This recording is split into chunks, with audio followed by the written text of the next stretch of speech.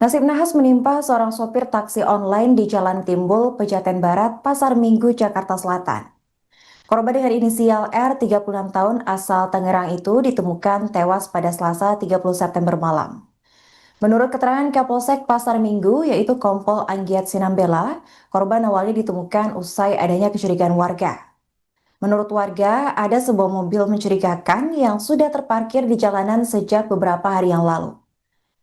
Dari dalam mobil tersebut tercium aroma yang tidak sedap.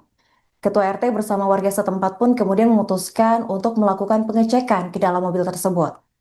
Saat pintu kendaraan dibuka, warga menemukan R dalam kondisi mengenaskan, di mana tubuhnya sudah membengkak. Korban pada saat itu duduk di bangku sopir. Ketua RT setempat mengaku bahwa korban Download Tribun X sekarang, menghadirkan lokal menjadi Indonesia.